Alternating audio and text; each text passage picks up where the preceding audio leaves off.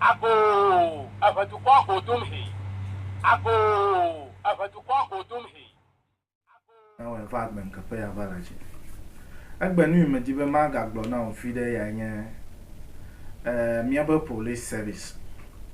Kale go sinamde. Miabo police service ole to wale bebebe na mibe o wa woman no mela e do me manya no na mi o. Miabo police service. Ole mi ata po la vu de mi ata menya no vie. Men not a very bereka alabe accident dejo de come phone ko yam come your commander. My your commanders de ka ko ya do amodo da. Amu do police service do da over to mlefuma. Menye nye ho accident over de me kwa accident etepe. Menye zi de ka menye zivo. Da police service all pepe de mian. Evelia no le yile gbogbo vale o le mi ape protection. Ya ta o le yile gbogbo va. Ele go me sinamde. Aha. Uniform de never la home ou a home penkume to crache de protection nyena we ale go me sinamde tanu imedibe mi akpo egbe imedibe ma gbo village cho nyon to nyon experience wonye be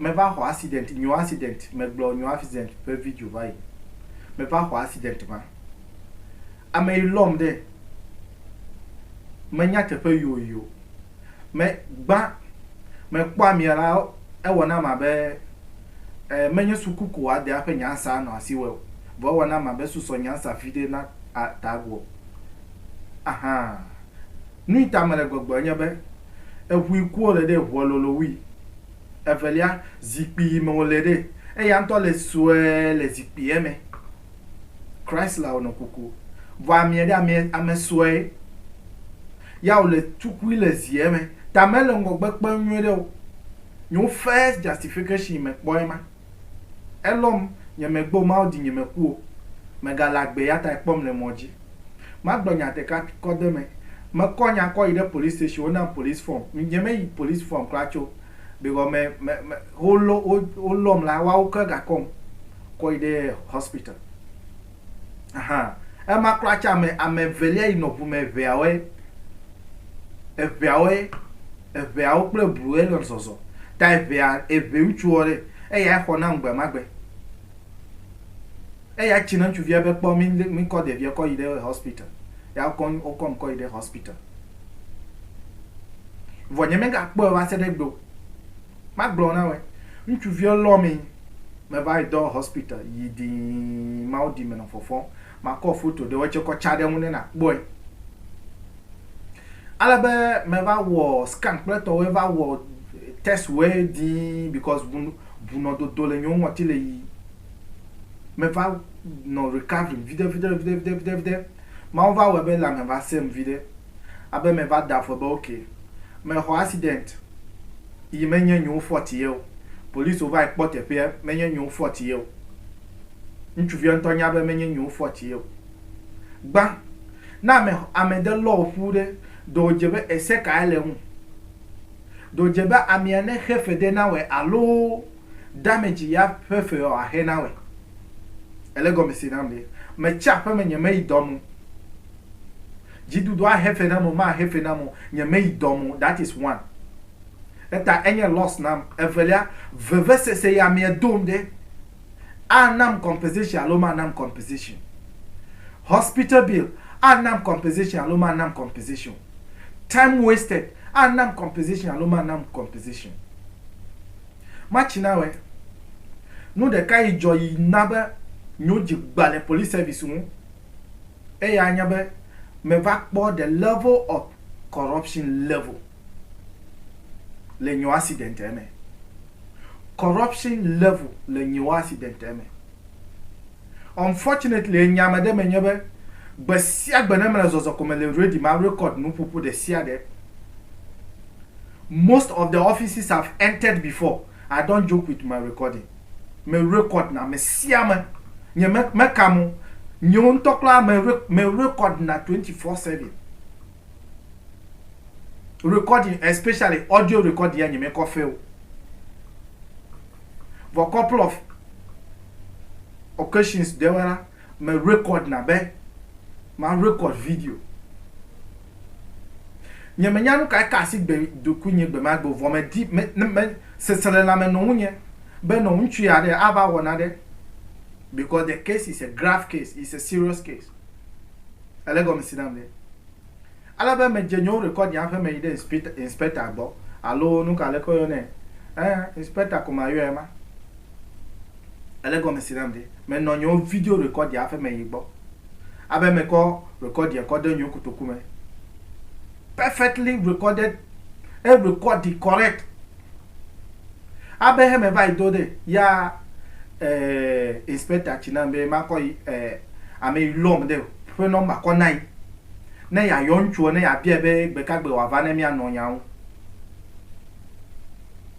me no wonku me le fuma me ko no ma ko ne ya o yonchu vie o yonchu vie ya plan chu vie no jedo ya chu vie no bia se be de e wo is police officer kamele no pokple ha ya o tro bia se be de e wo me be ma afle laptop na we de e wo me be ma na laptop de e wo me le no pokple ha ya inspector lo na be mi atowe video galasi nye va se de gbe he me le no pokple we nye va se de gbe nye plan inspector mega dona go kaka mejo vo me le chichina de video galasi nye va se de gbe MTTU officer yi no case che me o video la sinye o pictures we la sinye ele go me sinama me le wo so that I will have my time to study the whole thing. How does it work?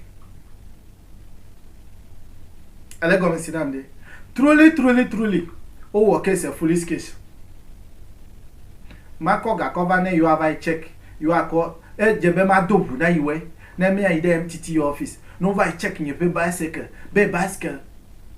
me le 40 a pe valomu bicycle yi ebulo I just don't get it bicycle yi ebulo ntu vie lom bicycle pa 14 lo machina we nyento nyo ga ya me ko kpodo kunye le koji nyento nyo ga ya me ko jira kekedo vasede gbemele nu pokple we ntu vie me na wan sidio police yo de o work foolish case va se degbe e da ho laptop o me ho laptop o nya video la sinye va se degbe mi atowe me ko da de mafia vinyewe mafia nyo family mafia honyewe but we are losing trust in the police service. We are losing trust in the police service. Me recevez les photos de Okbo le Moji. We are losing trust in the police service. Ben y mettons kwa bisigbe, ntu via ton pognon kumere. Maintenant moi sidio. Maintenant koji I think second day maintenant dans badge. Ya ovana 100 Ghana cedis. Ya ko ntu via jo va sedegbe. Ntu via me khena de ko. Machina we. Ya ta maintenant boglobere. Ne dasile wona wa dasile won. Vono ma dasile won de. Veve se yo dona we de. Ko na the law of karma. No man na the law of karma o de. Mia to go no go po le fuma. E blano idi anto agbo. E wa be ya pede mian. Na me the law we de. No ma waste for peta mo de. Chinebe elom. O fe 40 ye na ne wanya. Ne na chinebe po. Nu ya megble no ma na mko. Mega ko ide police station. Ko ide anto agbo. Ko ide no gopo. No ma po no gopo na jogbeji le fuma gbogbo de ko ide fuma. Never help o pe fe na ko. Simple and short. Enyale simple. Because now that Jerry John Rawlings blow. Hey anyabede ex-president. Hey anyabede. Ebe yovo you call Yehowa cover nami, call Yesu cover nami de. Hey ake gava wo fingerprint detecting machine. Hey ake gava wo interrogation machine. Hey ake gava wo nuya. Vo nyebe mi aveo mi ameibo de. Nyatepa de kale mi asiafi. We don't need those gadgets. We don't need it. to fight the truth. We don't need it to fight justice. The number one justice is Nogoko and Antwa.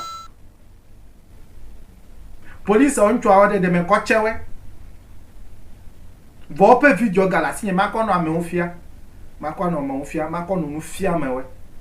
Me kochewe. Vo ekpo photo me ko photo me le show be le photo okpo. Nyonku mema.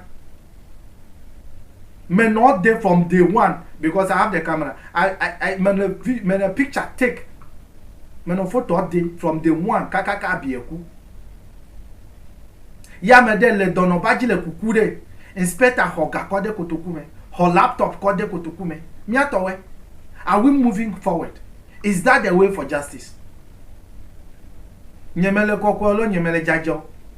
Me davoda me de unpo. Yata me dasi le unchuvio.